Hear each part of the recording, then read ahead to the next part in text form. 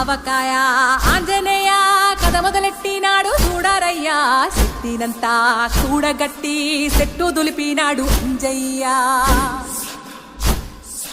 ఎర్ర ఛాయ కోతి అవతార వెంటమాయ కత్తి సేత పట్టకుండా కాయ కోసినాడు కపిలయ్యా